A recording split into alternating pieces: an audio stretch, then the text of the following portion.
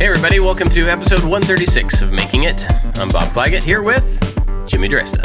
Hey, what's up guys? My voice is a little deep because I just woke up, so we'll start. By the end of I'm going to have a high-pitched voice by the end of this. We're also here with David Picciuto. Good morning, Jimmy Diresta and Bob Clagett. Yeah. Good morning. So you're still in California on California time. Yeah. Yep, I'm still here. Yeah. It's 6:30 in the morning for me. Yeesh. Well, how's it going? It's going really good. We're having fun. It's I obviously can't say what I'm doing exactly, but I'm on a TV show where I'm in a shop, and I'm not the principal person making things. And I kind of said to the people here, I was like, I got to start making stuff. You got to start letting me make stuff because that's what I'm good at. I'm feeling like a little bit of a caged tiger, and so they just agreed to let me do all the credits. So I'm gonna do my bandsaw technique and make all the credits for the show.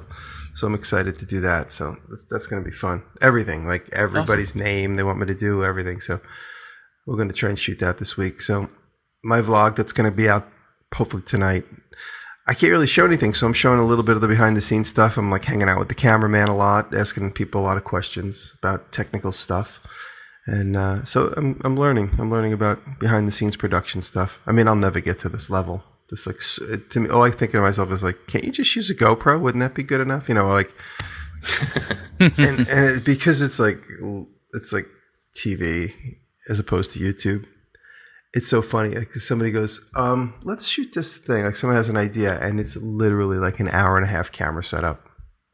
And it's like, from the control room, which is like a half a mile away, is there a hair on Dave's eyebrow? Can somebody, and then like 6 people run in and like move the hair off of Dave's eyebrow. he has hair above his eyes, guys. And then it's like, okay, action, and then you go XYZ, and they go, okay, cool, all right, let's move on. That was an hour and 45 minutes. It's insane, but like I said, I'm just a cog in the wheel of this one, a little tiny one. I'm like one of those cogs that if it fell out, you wouldn't notice unless it fell out of the bottom of the machine. I don't believe you. That's a really interesting little. Huh. Okay. No, because I mean, so are you many enjoying people, it though? Is it? Yeah, I am, and Okay. It's like the best part about it is getting to hang out with the people that work here and the people that are on the show, and also after like 6 months of a crazy move and everything we did. Can't say move, too many people get upset, but relocation of my shop. This actually is a relocation? You've changed. You used to say move. This is a good. It's a good break. It's a good break. Kind of get a chance to. I'm drawing in an 8x10 notebook, which is something I haven't done in a really long time, and sketching pictures. So it was a good break in the action. I just hope everything's okay back home. That's all. It makes me nervous being away so long. I got a couple people following up and watching everything. So. I mean, since you're in an entirely different place and you're like forced, I don't want to say forced to be there, but you're forced to not go into your own spaces. Are you finding yourself exposed to like some new visual stuff that you wouldn't typically? I mean, are you able to take advantage of the different surroundings for inspiration and stuff? Well, I'm in Are you California. just in a hotel? Yeah. Just, if I was here and then I went to Manhattan, I would like never leave Manhattan. You know what I'm saying? But I left Manhattan and I came here. I can't wait to get back to Manhattan. So, California is a nice place to visit, but I've been here before, and it's just not for me. Yeah, it's. I noticed a couple comments like, "Oh, he's going to Hollywood." Like, I need to remind people this is like the 4th time I'm doing this, and I love New York. So, people like people that don't know me as well as other people don't realize that I've done this a few times already in my life. I've been through this same exact thing. This just happens to be a more potent one with a much bigger budget. Yeah. So, but everything is exactly the same. It's just instead of 7 people, there's like 600. So, wow. No, instead of 7 people like doing that thing and like moving the hair off the eyebrow, there's like 45. So that's why everything just takes longer. Yeah. Crazy. Yeah. Well, I hope you get to make some stuff soon. Well, you know what? I just got bandsaw blades, And it's so funny. I ordered bandsaw blades from my guy in Long Island, who I've been buying bandsaw blades from since I'm 15. And I said, I'm out in Cal, and I don't really know them. I don't know them personally. I just email the place or call up and someone answers the phone. And I call so infrequently that I can never, I don't have a relationship with anybody there. But they was like, oh, I know your name. That's what they say. And I emailed them. I said, could you send me some bandsaw blades? Because we have this Harbor Freight 14-inch bandsaw. It's just a real POS, but it works. And it comes with those horribly stamped blades that never stay straight and you can't cut a curve with. So I bought a bunch of cool blades, good blades, and that now I'll be able to make like a proper YouTube video of me doing something on the bandsaw. Probably now it's time for me to make the bandsaw box video I haven't made ever. But the guy wrote back to me and he goes, you talk about us all the time. And I get so many referrals because I'm sending you the blades you ordered plus a few extras that I want you to try out, all for free. So I want to say thank you to my friends at Timberwolf Blades in Long Island, Suffolk Machinery. So thank you guys. Awesome. Yeah, it's a very pleasant surprise. If I can chime in, I used to have that 14-inch Harbor Freight bandsaw, and there was absolutely nothing wrong with that bandsaw. It worked perfectly fine, and I had it early on, and for whatever reason, I thought I needed something better with a brand name, and I ended up buying a Rikon, which I didn't like, and I ended up selling right away, and then moved on to a Grizzly, which is basically the same as the Harbor Freight. Yeah.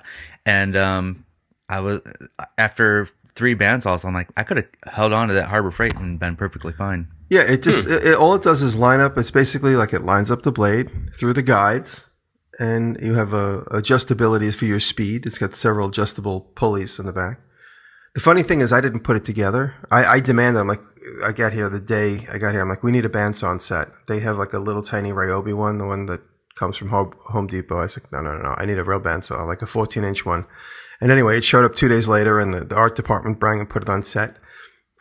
And they set it up fairly incorrectly, and I had to kind of go in the back because I had it on the lowest setting. The bandsaw blade was turning really slow.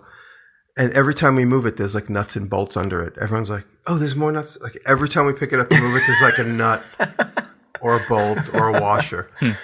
And it's because of that bottom is put together. It's like several panels put together. It's just 1 or 2 of the bolts falling out of that. So it's funny. The only thing I don't like about those saws, because I'm so used to having the Deltas, is that the adjustability on the guides is all done with wrenches and Allen keys. Oh, yeah. That's the biggest difference. And for the price difference, I mean, if it's a price difference, it's certainly a good enough saw. If you and no quick release. Yeah, that doesn't. Yeah, it's just nuts and bolts everywhere. But like I said, for the price difference between that and like a bigger comparable bandsaw, if you're willing to make that, it's totally usable. So what about? I've never used the Harbor Freight one, the 14-inch. In fact, the only bandsaw I've ever had is the Grizzly that I have now. Only one I've ever used. Come to think of it, is there a difference in overall machine weight? Because I know like the Grizzly is hefty and like heavy, and I don't feel like it's going to move if I'm trying to resaw something or pushing a lot of force across it.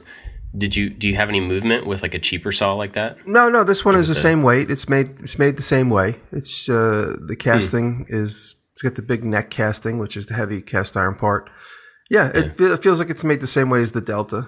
Like I said, the biggest difference is that the adjustable guides are done with wrenches and Allen keys, as opposed to just like twisting a thumb lock and then adjusting it and then locking it again. But it's all exactly the same shape. And I mean, there's obviously quality variabilities, but at the end of the day, they both do the same thing. Yeah. That's it. Cool. David, what have you been up to? I think this week I'm going to relocate the shop. Oh, really? Yeah, I think so. Into our car garage, and that way I can just be done with the old house. The new shop isn't quite ready to move in yet. The contractor's not coming out until next week to finish up the stuff, but I want to start working here at home. So I'm going to kick Kelly's car out of the garage and put some woodworking tools in there and work out of there for a month or so. Does she know this yet? She knows. She's perfectly fine with it. Yeah. Yeah. I was just going to say, if not, good luck. Yeah. So I think I'm going to do one final shop tour of the old place and say, this is how it is now, and then give it a little teaser of what the new shop is going to look like and how it's going to work. And I might try to film one more final project there tomorrow morning, something that can be done in a couple hours. Kind of like what you did. I think you made like a stool or something, Bob. Yeah. Mm-hmm. I want to do one more just to shed a little tear at the end of the project. Yeah. Yeah. So like the new shop, I know you did some work on it and you had it, and then you decided to get a contractor to come in and finish it all out. Like, what's the state of it now? Like, how far did you get before this guy comes? It looks like a bare bones garage. There's no walls. Oh, okay. There's nothing in there. It's just completely empty. Gotcha. So yeah, they're coming in. They're going to do. There's an attic and only half the space. They're gonna complete it so the attic runs from front to back. Then insulation, walls, ceiling, and floor. I also have my buddy who's an electrician. What's up, Jack? Listens to the show. He's helping me with all the outlets and stuff. Nice. Has anything changed in your plan over the last like several weeks or anything? Is it still pretty? Nope, we are still on track with my vision. Nice. Awesome. Cool. Well, I've been working on stuff and trying to prepare for Maker Faire. We're leaving, so by the time this show comes out, I'll already be in New York. We're leaving on Thursday, going to do a bunch of stuff. And actually, so the talk that Jimmy was on, that he can't make now, has been kind of reconfigured. And so now it's going to be, they announced the lineup for it today. Let me pull it up because now I'm going to feel like a jerk because I can't remember who was on it. Okay, so now it's going to be making on YouTube, and it's me, Becky Stern, which is really cool. I've never met Becky in person, so I'm looking forward to that. She's awesome. John Park, Angus from Maker's Muse, and Joel Telling. So we got kind of the spectrum of like different types of makers there, and we're all going to talk about making on YouTube for different reasons because all of us kind of do it in different ways for different purposes. You know, some of it's for our own stuff, some of it's for other companies, some of it's 3D printing and whatever, electronics. So that'll be really cool. The only thing and Caleb Kraft is going to moderate it, which is cool. Caleb's doing pretty good there too. Yeah. So I'm kind of bummed though that it's only like 45 minutes because like those are 4 people that I would really like to talk to for longer about that stuff, you know? So I'm sure we'll all be hanging out after, but if anybody's coming to that, I believe it's still on Saturday at like 2:00. I'll put the link for the it one thing that always bugged me about going to Maker Faire is that we fly to California and we talk for 45 minutes and then we stand around for 75 hours. It's like, why don't I you think our put last us on? one was only 30 minutes. But I'm saying put us on like 3 more stages, for 3 different topics because we're there to meet the fans and answer questions. It always bugs me. So it's like you fly all over to California for a 30-minute thing and then it's over and boom, you're out the door. And then they talk about, making paper airplanes, which is cool. But you know what? We're all there with so much potential to have another great conversation about a different topic with somebody else, with some other conversation.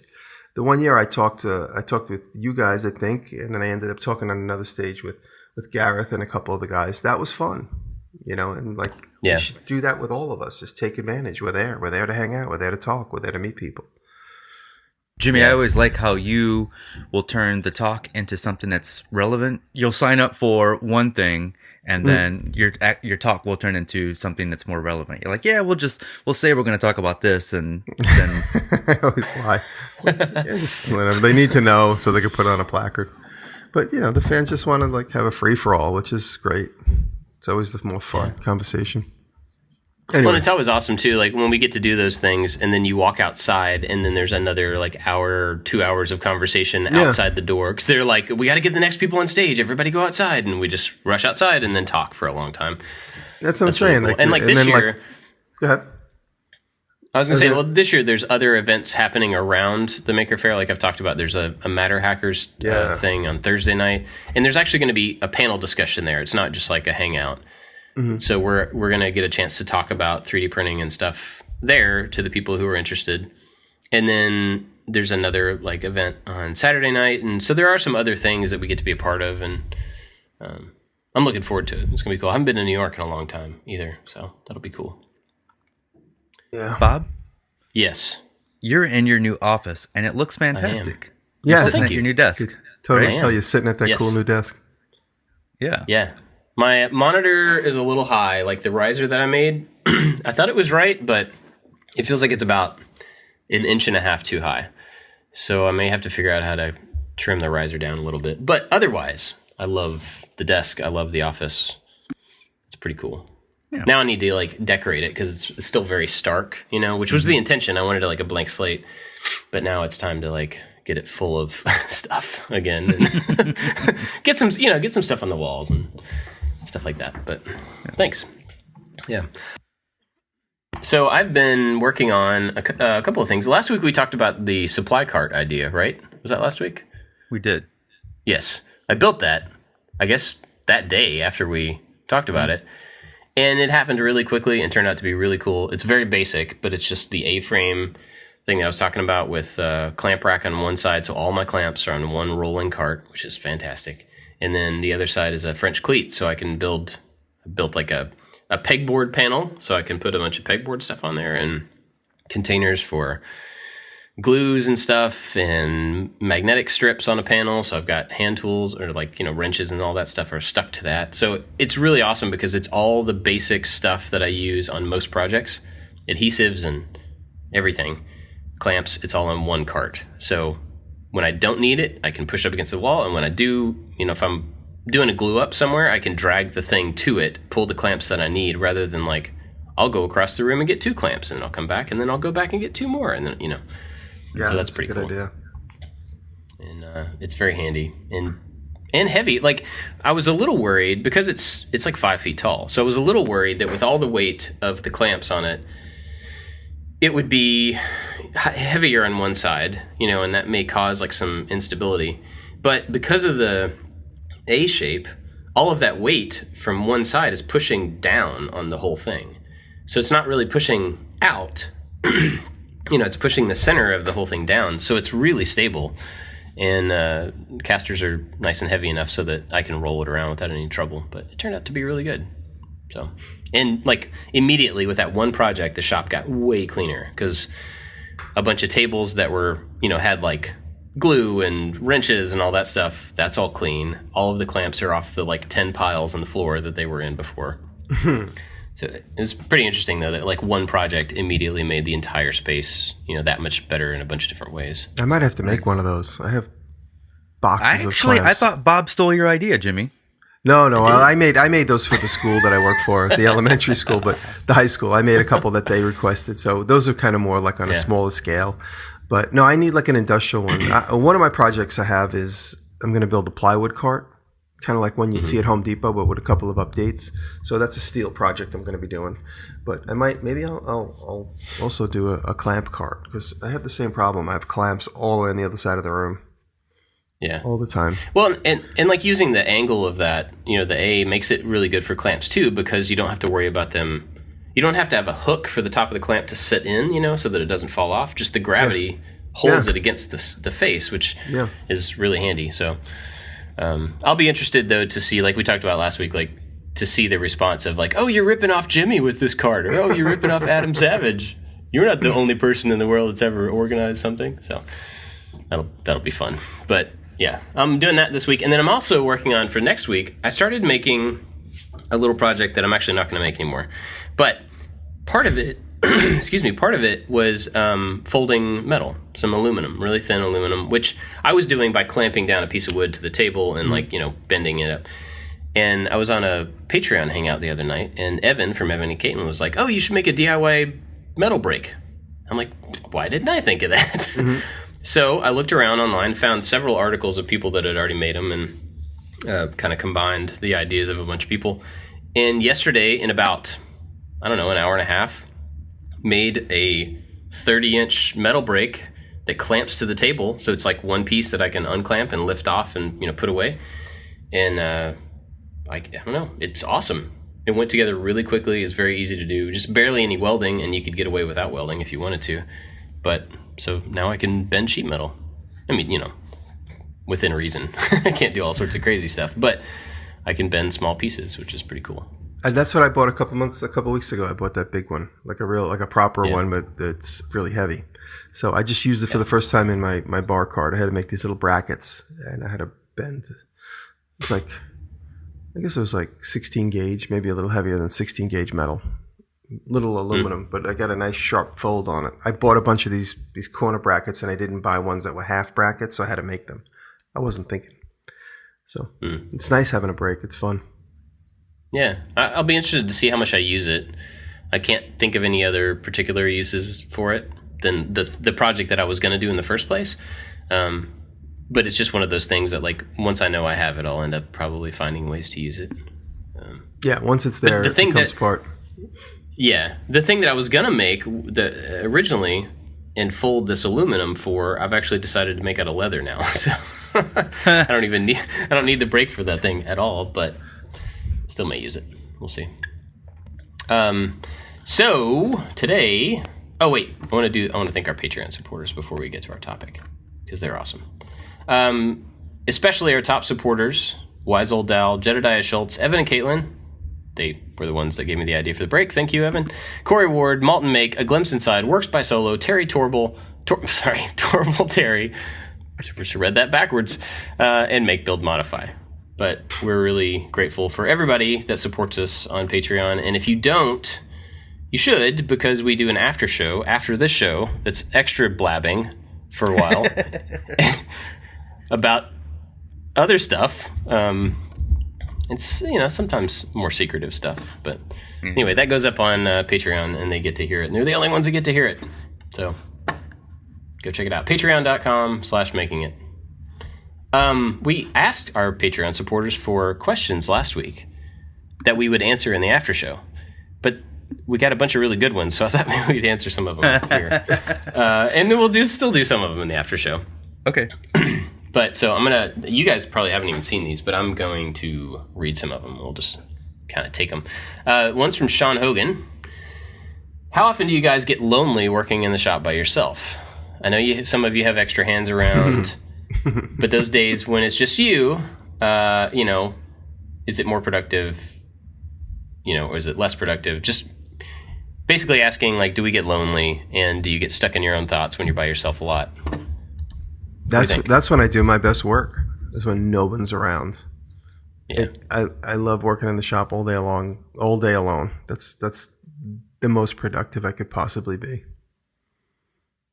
So no, I don't get lonely. Yeah, I pretty much have the same answer. I really like being in the shop alone. That's my time to be with myself and do my thing, and that's where I really shine. Like, normally Eric is there when we're filming projects, but that adds a little bit of pressure. But when I'm doing stuff by myself, that's when I think I am the most into what I'm doing. Yeah, I totally agree. That's when I really free think and, like, tinker and come up with, like, bizarre ideas. That's my favorite time for that.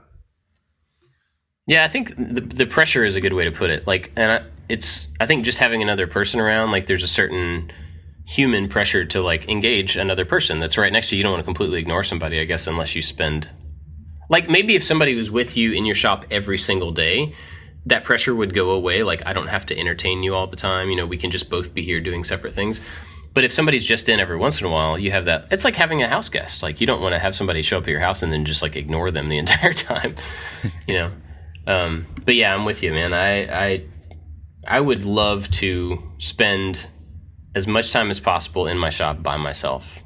And I think probably most people that do what we do, or, people who just make things that they sell or whatever, probably are kind of that same way, because you went down the path of, like, I'm going to do this thing that only I can do, and it requires me to be in a space that's separate from a business or separate from our house or separate from whatever. You're kind of making yourself kind of separated in that way.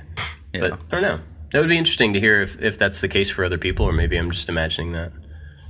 I just also wanted to say that's Sean Hogan. Sean Hogan. If it's the same Sean Hogan, he's the one that makes all the music for my vlogs. Every week he emails me a little track that's usually about a minute long, and he goes, use it if you want. But I've used every single thing he's ever sent me because he's such a creative musician. So thank you, Sean. Is he the one who did the video with the sounds? Yes. The shop sounds? Yes. Oh man, Awesome. That dude's great. He lives in Connecticut, and he came to visit me in the shop, and he walked in the shop. He was there for probably about under a minute, and I said, "What do you do?" He goes, "I'm a drummer," and I handed him a set of pencils. I said, "Drum something," and drum boy. from that moment on, he's amazing. He's an amazing, quirky artist. So thank you, Sean. Cool. All right, here's another one. And we talked about this one before, but obviously he didn't know the answer. So Todd asked how we started the podcast. Anybody want to tell the story quickly? I think we were all having a conversation on Facebook, and Jeff Duro, who's a big fan and a big supporter of all of us, he saw us talking, and he goes, "Hey, why don't you three guys do a podcast together?" And we had always commented on each other's videos, but we really hadn't really spent any time together at that point. And then we had a group phone call, and Bob, I think you said, "Let's record one. If it sucks, no one will have to know." Yeah. And that was it. Yeah. I think Bob's email was like, you guys want to? And there was like a hesitation question mark, because that would be awesome. And we were like, yes. It was like, I don't know. I will if you will. I don't know. I will if you will. Okay. Right. And then and it was very much like we didn't tell anybody we were going to record the first one because we didn't want any pressure of like, put it out there. And in case it was bad, we were just going to let it like dissolve. But it worked, I guess. Here we are, 136 episodes later. All right, so this one's from Robin Lewis. Excuse me. You guys are in a very competitive field, media production. Have you found that you've become more influential? Okay, let me start over. Have you found that as you've become more influential, it's improved the number of opportunities that are coming your way? Are you hustling harder than before?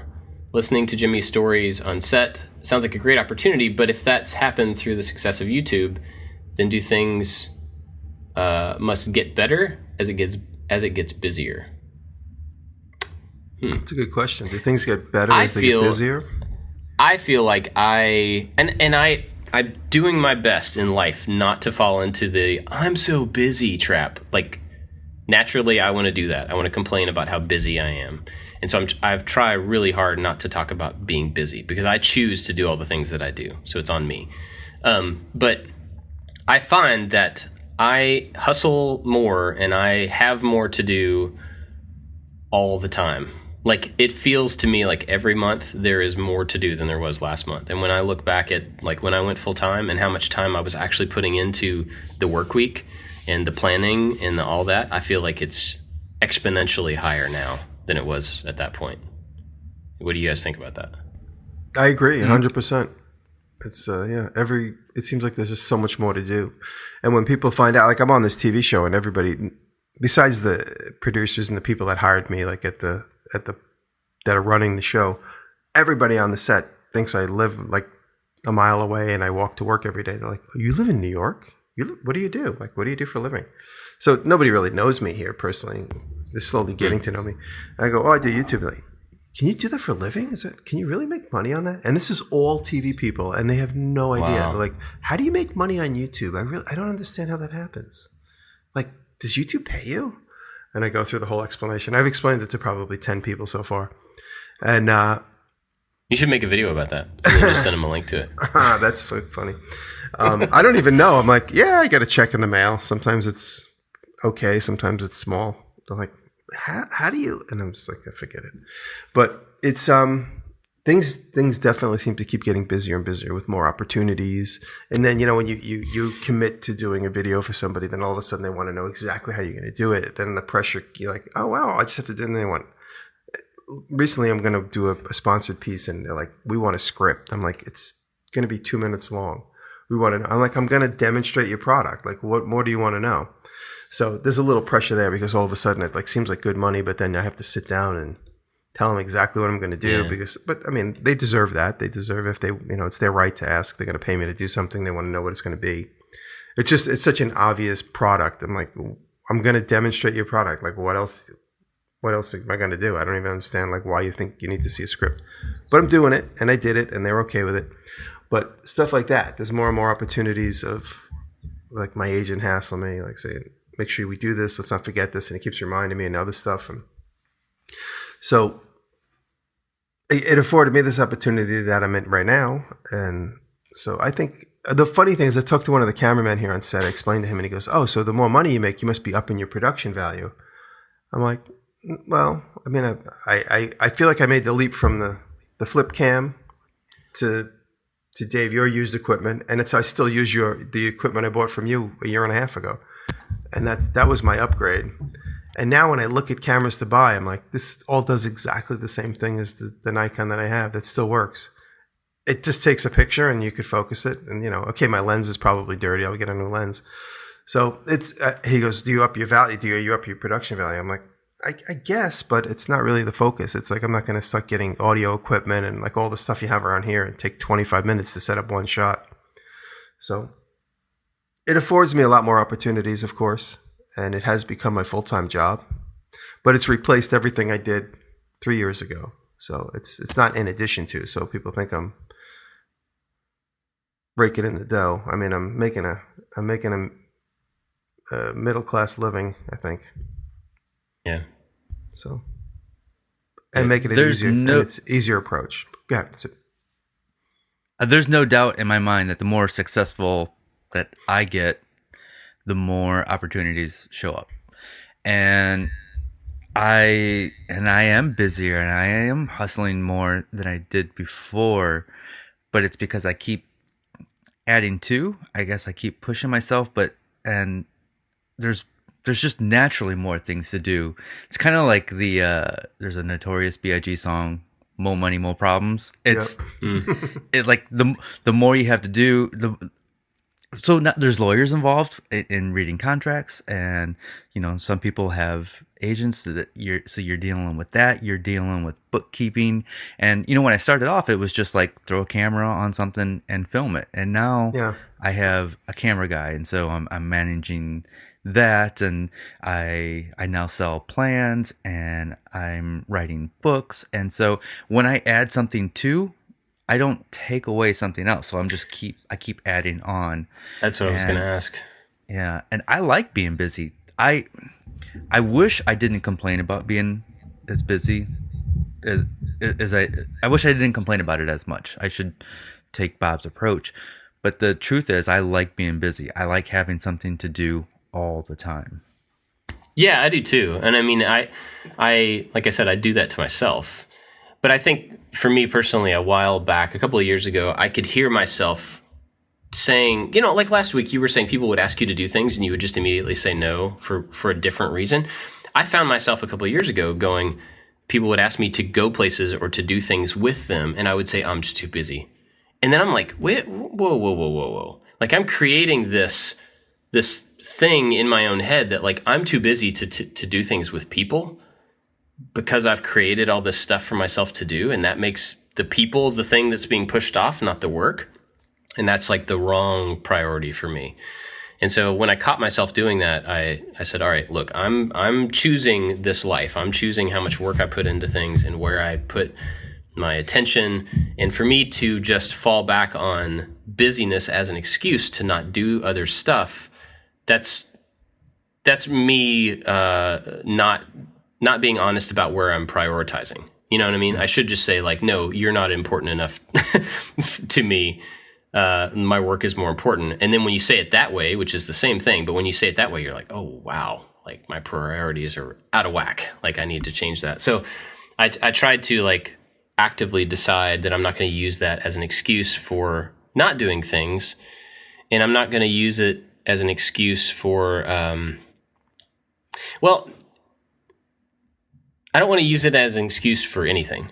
So there's this thing where people, and it feels very metropolitan. Like it feels like something people in like New York or like San Francisco would do, where it's just like, oh, I'm just like, I'm in startup mode. Like I work all the time, and it's like a badge of honor to be overly busy and to be burnout all the time, and just to be like, I'm working so hard. And I don't know that it's it's metropolitan, but that's what it feels like. It's like this, like the modern like work ethic is really just about proving how hard you work or proving how much time you spend on things.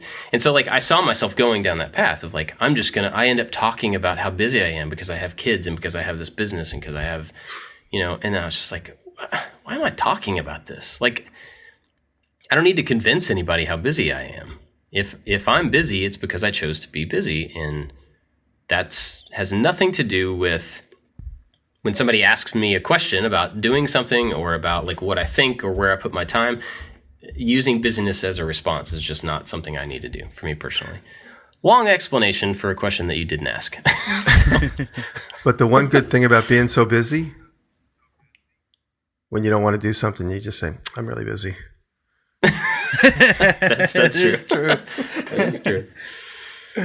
So yeah. Dinner with the in-laws? I'm busy. Yeah, busy. I got to deliver that video, that thing I got to do. Yeah. Well, I was going to ask you, David, because you said that you were adding things to it. Like as our businesses change and as we go from making videos by ourselves in our garage to whatever we do next, like we started a podcast and we added that to the pile, and it was another weekly thing that we've been doing for a very long time on top of what we were doing before. Like, have you seen, well, I know the answer to this, but what are some things that you've seen over your self-employed life that you've let go of to make room for new things that you wanted to try? Oh, well, since I've gone the self-employment route, I haven't been in a band. That's one thing right there. I have also done a lot less photography for fun outside of the workshop. So, and usually when you remove a hobby, it removes part of you, but I haven't felt like I've lost anything because I've gained this new thing. This new thing has replaced those things, and I still want to get back into music and photography, and I still have all the stuff to do that, and I'm sure I will, but I don't feel like there's a void because I've created this environment where I can be creative all the time in my shop. Right. Yeah. It's not like you put those things aside to go like work at a desk job facing a wall all day. Exactly. It's different. Yeah. It's funny. In the same vein, I think to myself when I wasn't as busy in the evenings as I am now, and I used to go to like cafes and hang out with friends on a nice night and sit at the cafe and just people watch and go to the movies. I haven't been to a movie theater in like 5 years. Like, I haven't watched the movie beginning to end, even on the TV. I don't watch any TV. It's so funny. I'm meeting all these people like, oh, I work on this, I work on that. I never even heard of the TV show American Ninja Warrior till the other day. And then I get back to my hotel and then it's on the TV. There's like so many things that just go right by me because I'm editing every night or working in the shop. When you guys do have the opportunity to go to the movies or to do something that's purely entertainment, do you feel guilty or do you feel anxious Yes. when you're not at home? Absolutely. I think I know I got to deliver this thing because I'm so busy. I got to do this thing and it's not getting done because I'm here. But there is a moment in time when when your to-do list is good for a couple of days and you're like, wow, I'm relaxed. I can relax. See, I don't feel that way if it's something that I've chosen to do. Like, I love to see science fiction movies and superhero movies, and that's my like escapism. I just get to go there and forget about everything else for a while and enjoy that. And so when those come out, I'm like, yes, I definitely want to go see superhero X movie and just enjoy it and not feel bad about it. That's awesome. But on the same side, if somebody else like needs a friend, needs somebody to hang out with, and they're like, hey, will you go to this movie with me? And it's like something I'm not really interested to see, but it's still like a good movie or still some good, there's a good behind it. I go to that and I'm just like, I should really be doing other things right now. So it's weird. I think it's very like, I guess it's a selfish thing. If I'm motivated to it, then I don't feel bad about it. Otherwise I feel like I'm being pulled away from, work. So you said you were talking about hobbies that you've let go, but what about like within work? Like, I know you stopped doing a certain show because it was taking up a lot of time and the return wasn't good, and you've replaced it with a bunch of other things. Is there anything like that? Or like, Jimmy, maybe for you, is there anything that you, work-wise, I won't that you take just any don't work. do anymore? I absolutely won't take any work if I have to do an installation at a house. Absolutely. The minute I hear from my old clients, I'm like, I'll make something and drop it off and put it on furniture pads, like on the ground in your apartment. I am not doing any installations anymore. Just don't have the time. And it's something I never liked doing to begin with. So now I have a good enough excuse. I'll spend 2 days making a video before I install something that I could earn $15,000, $20,000 on, because it just takes too much time, and there's always callbacks, and it's always like, oh, the trim separated. You know, there's just too many strings attached. And there was a time when I had nothing else to do but that. There was no choices. But now that I have choices, that's it. I'm too old to be dragging things up stairwells and elevators. Dragging things up elevators?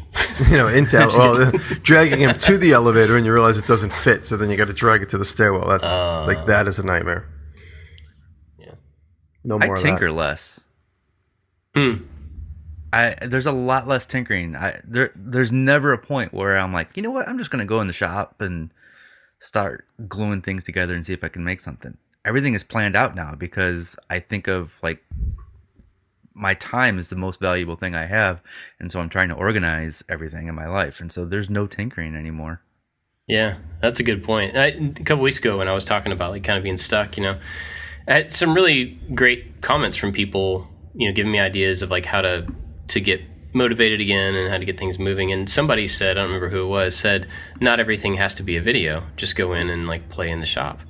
And while I understand and appreciate what they were trying to say, like take a break and just be creative, for me, and I think for all of us in what we do, it's like if you go and make something and you don't make a video out of it, you're essentially throwing away money and time.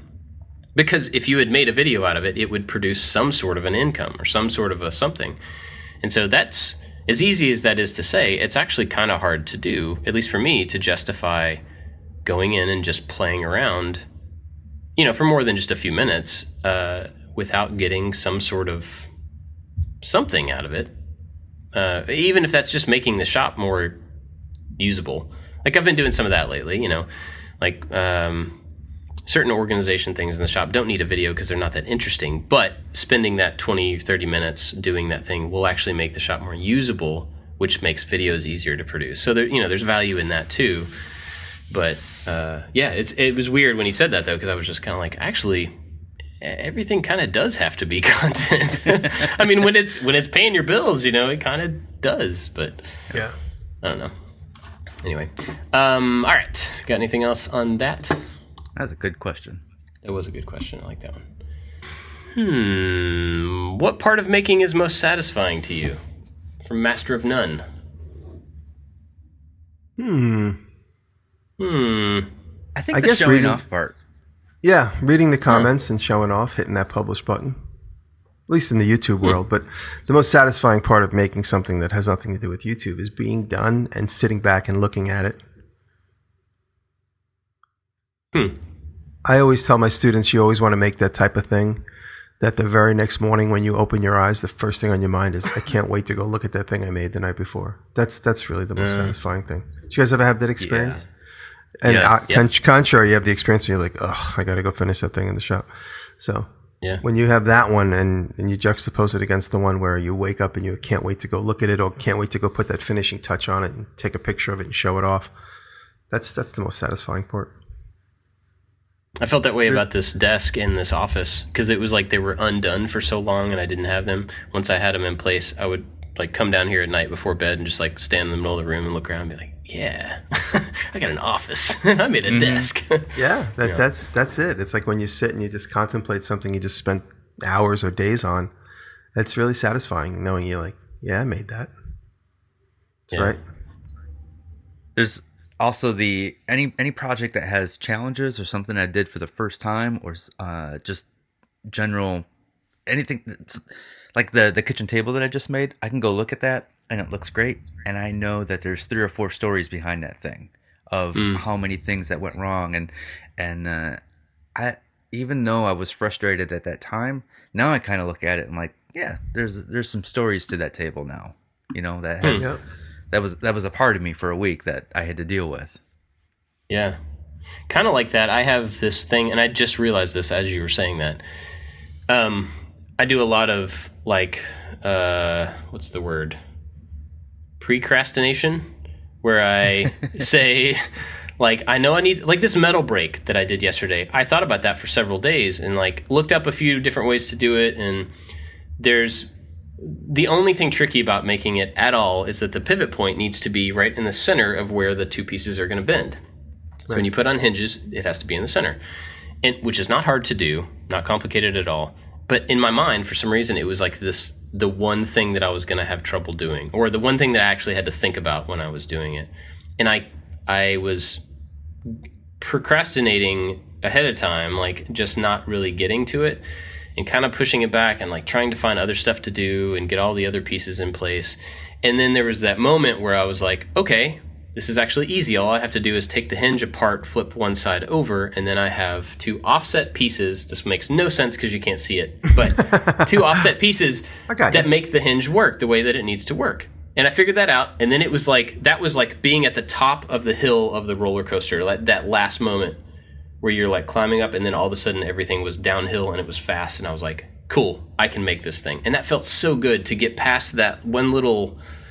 like, this is the tension point that I don't know how to do. And then now it was like, okay, floodgates are open. Let's make this thing. And I just burned through it and got it done. And that felt so good. Yep. Just getting past that hump, I think. Yeah, a lot of times the mental hump in a project is the biggest one. The physical is easy once you get the mental done. And you're like, oh, okay, I got this. I figured this out before I even get started. And then it's just a breeze.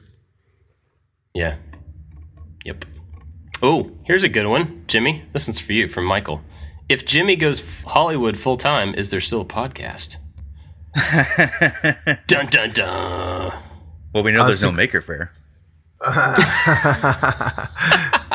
No, absolutely, because I've been through this. Now this will be, I think, I can't remember exactly, but it's either the 6th or the 7th official full, like, blown TV show I'm involved with. And I know from the past that they come and go so quickly that make no plans and do not count any chickens before they hatch. And my regularly scheduled life is going to stay exactly as it can, as long as it can. I have no plans on dropping my YouTube or dropping this or anything. Absolutely not. And I think that even if, any of us had like a big life change like that where focus changed, I think we could probably still find a way to work stuff like this in, I mean, I would hope so. So plus, I wouldn't worry about content that. For the podcast. That's right. We're going to guys want to hear you want to hear asking about a very funny piece of advice I got from Nick Offerman. So when I did the show Dirty Money, and we were feeling neglected, and they weren't giving us answers if we were going to do more episodes, and they canceled all of the media that they were going to put money behind for put PR for the show. I was really frustrated, and I wrote to Nick. I was like, Nick, what do I do? This is like such a frustrating experience. No one's telling me anything. And his answer was hilarious. He wrote back, he said, get better at woodworking.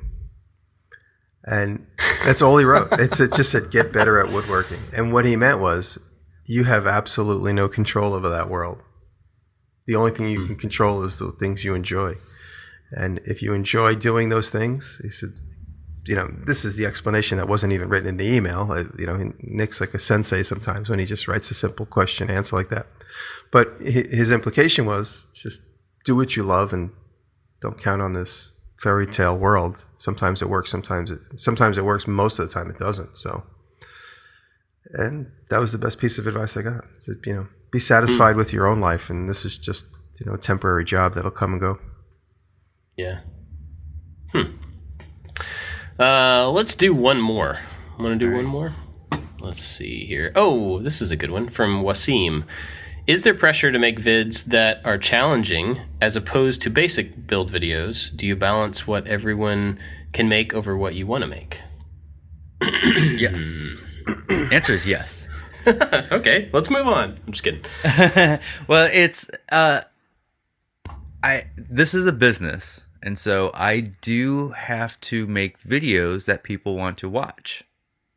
Otherwise, I don't have a business. I can't just always make something simple or make what I want to make. I need to kind of tailor my stuff to my audience. Now, maybe I help train my audience to like or enjoy what I'm doing, and we're going down a path, and it's not for everybody.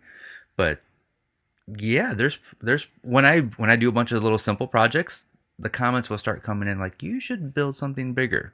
I want to see you make a desk or this or that.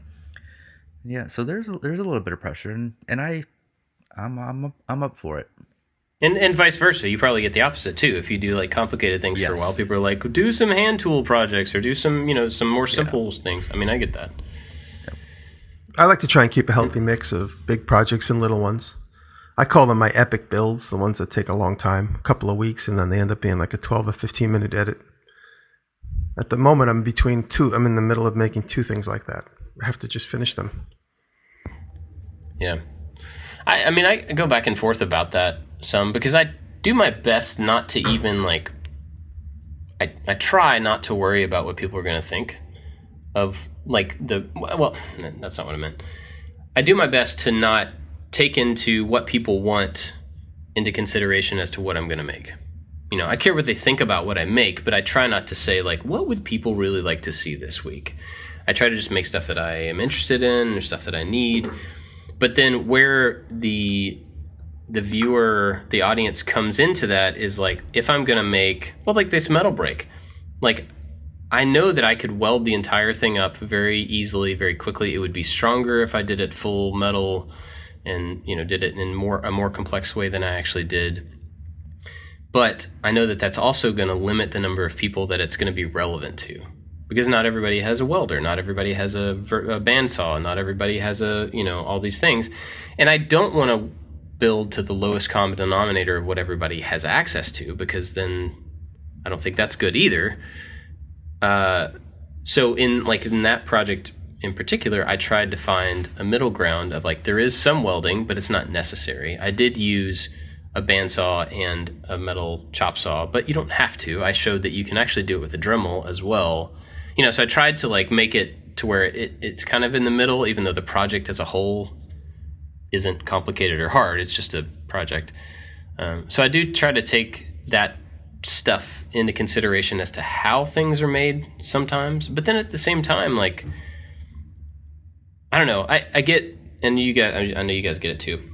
You get comments of like, well, if I had that saw, I could make that too. Or if I had this, and I don't want to fall into the trap of like using every tool I have on every project, because then nobody could make exactly what I have if they don't have the same tools.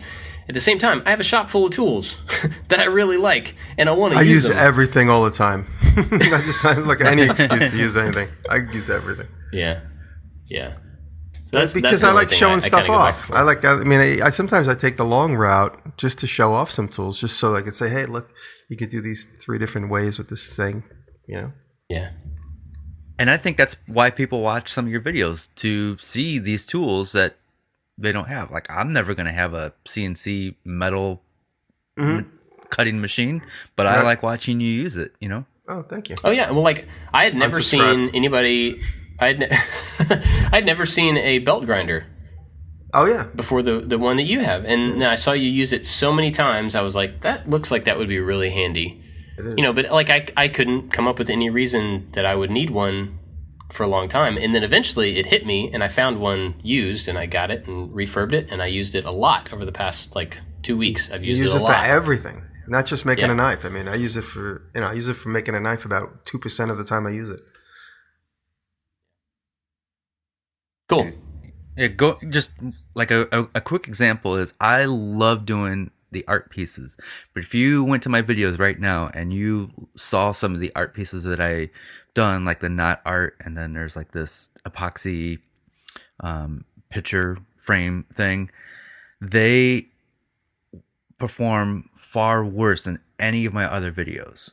But those are the ones that I love doing. My knot art has half the views of the video that followed it. So I have to, I already know, like, if I make a video on like how to properly set up your bandsaw, is going to do way better than making a wood sculpture piece. Yeah.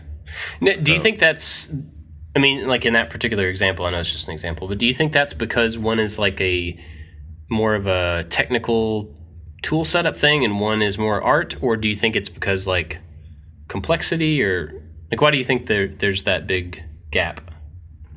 I just think my audience wants to see traditional woodworking stuff. And then there's and I get the comments on the art pieces like, this is amazing, you know, I'm never going to do this, but that's really cool. And I like every one of your videos because I like your style, and I get all that. And then I also get the other side too, like just to run out of ideas. Boxes.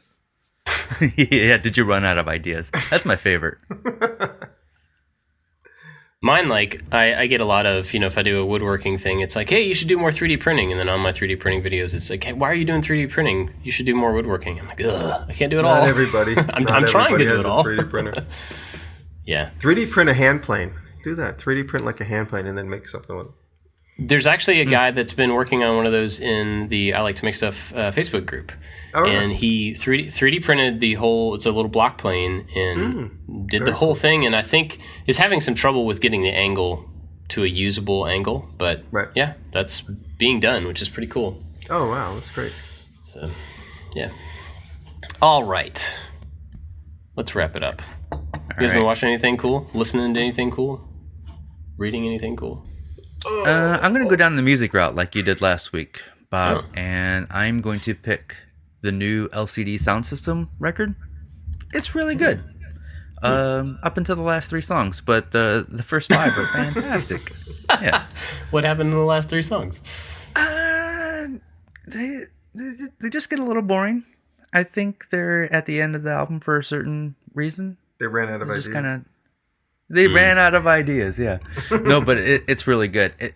And I was really ready to hate the album because I already knew it wasn't going to be as dancey and as playful as the previous albums. But once I got past that mental preconceived idea that I had for the album, they're really good songs. They're good songs. Yeah. Nice. What you got, Jimmy? I'm gonna push Brett. Brett is my shop assistant. A lot of people wonder what he did with David Welder. David Welder's alive and doing well, and Brett did not kill David Welder and replace him. There can be only one. Yeah. No, David's going to be doing, just a quick update on David. I don't know if he minds me talking about him, but David Welder bought a house with his girlfriend, a small house in the country, about 100 miles from me, and maybe about 60 miles from me. And he is going to start his channel back up again, doing stuff about the house and working out in the woods. He's got a 5-acre plot and a house that him and his dad already, they got it for a real deal because the roof was crushed. Like while the house was for sale, a tree fell on the house. And so whatever, I don't know what the asking price was, but the house was immediately reduced because now it's damaged. And so they got a good deal on the house, and Dave and his dad already fixed the roof and everything. So look forward to some videos from Dave. But that really wasn't what I meant to say. I was going to say, check out Brett, because Brett's been doing a lot of behind the scenes stuff in my shop. And his most recent video is another shop update. He's put out quite a few shop updates where he shoots the stuff where I'm just more focused on getting done.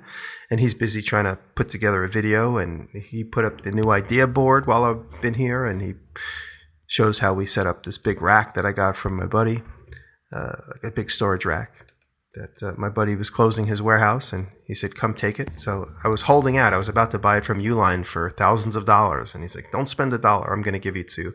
So I went and I picked up all this pallet racking. So Brett and I put that together in an old chalkboard that I had from a job I did last summer where I made a big chalkboard, and the high school gave me 3 chalkboards. I only used 2 of them, so I ended up putting one up. Well, Brett put it up in the shop while I've been here. So go check out Brett McAfee. Skull and Spades is his channel. And he's got some really cool build videos. And he just started YouTube, I guess, when we met, like around, I guess, the beginning of the new year, sometime around there. And he's getting his groove on YouTube. So go check him out. And he's done some editing for Taylor, right? Yeah, he edited Taylor's. Yep, he Yeah. did Taylor's 3 movies that are up right now, and he is a motion graphics designer and builder. So he's got some really cool graphics interwoven into his live action stuff. Awesome. And he's a comic book nerd. He's a game nerd, so he incorporates a lot of the gaming stuff into his videos, which is really cool. Oh, nice. I'm going to talk about somebody I've talked about before. Wheezy Waiter. We talked about Wheezy Waiter before, right? Yeah. Yep. So he's been on YouTube for like 10 something years, and he's consistently funny. He's just a comedy guy. He does like little skit things every day, and always has just it's like really well written. He's great comic timing, and his channel is just not as big as it should be. Like, he should be giant, and he's awesome. So I think everybody should go check him out. His wife is pregnant right now for the first time, and so there's a lot of videos about, like, you know, he does a lot of these, like, look how smart I am, but it's really dumb. So he does it on purpose. Like, he's like, 6 things I learned about pregnancy. And so it's really obvious stuff, you know, and he makes them all into jokes, and it's a really good series of stuff. So go check out. His name's Craig, but Wheezy Waiter. I second down that. there. Yeah, he's awesome. You guys got anything Funny else? story. Oh, yes. I met him for the first time in the bathroom of a restaurant, and I was like, Wheezy Waiter. And he's like, this is weird meeting people in the bathroom. And I was like, you're right. And that was the end of the conversation. Oh, wow. Yeah. Nice. We were washing our hands, just to Yeah. be completely clear. You were busted washing into each the other's stall? hands? Or? Okay. Anyway, yeah. Cool. You guys got anything else for this week? That was a good episode. It was. Thanks for the questions, everybody. Keep sending them in. That's always good to have thoughtful questions. I guess that's it. And we'll see you next week. Love you guys.